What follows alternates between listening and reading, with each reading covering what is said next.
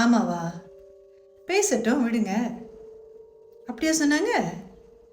அப்படியா கேட்டாங்க? கேட்கட்டும் விடுங்க.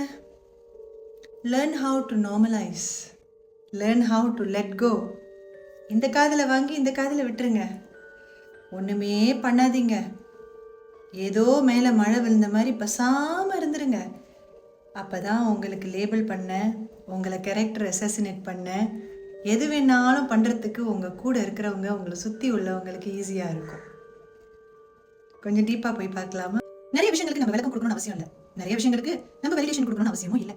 நிறைய விஷயங்களுக்கு நம்ம ப்ரூவ் பண்ணணும்னு அவசியமும் இல்லை. அதாவது நிரூபிக்கணும்னு அவசியமும் இல்லை. we are built with emotion. Emotional இல்லாமல் யாரும் இருக்க முடியாது. இது என்னுடைய கருத்து. டிஸ்க்ளைமர் வச்சுக்கிறேன்.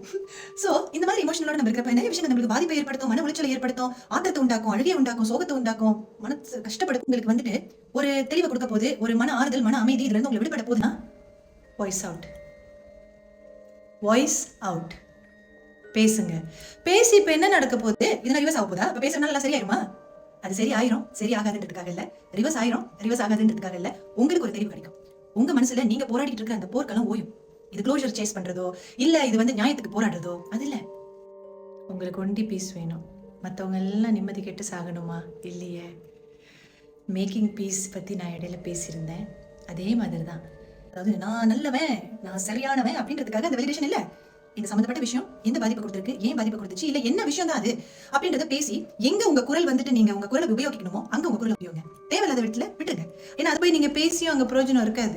எந்த விஷயத்துல நீங்க எக்ஸ்பிளனேஷன் கொடுக்கணும், எந்த விஷயத்துல நீங்க வேலிடேஷன் கொடுக்கணும், எந்த விஷயத்துல நீங்க வந்து உங்களை விவாதம் பண்ணணும், எந்த விஷயத்துல உங்களுக்காக நீங்க ஸ்டாண்ட் அப் பண்ணணும்ன்றது உங்களுக்கே தெரியும். சில பேர் நல்லதுக்கு சொல்லுவாங்க, சில பேர் அது வந்துட்டு அவங்களோட கண்ணோட்டத்துல இருந்து சொல்லுவாங்க. பட் உங்களுக்கு தெரியும், உங்க மனசுக்கு தெரியும் இல்லையா, எது சரியா செஞ்சா சரியா வரும் அப்படின்னு. சேஸ் பண்ணாதீங்க, பொறுமையா வெயிட் பண்ணுங்க. நேரம் வரப்ப அதை பத்தி நீங்க விவரிக்கலாம். Your voice matters. உங்களோட குரல், உங்களோட டிக்னிட்டிக்காக நீங்க அங்க ஸ்டாண்ட் அப் பண்ணணும்னு இருந்துச்சுன்னா மட்டும் அது வர்த்னா பண்ணுங்க. அது வர்த் இல்லைன்னா விட்டுருங்க.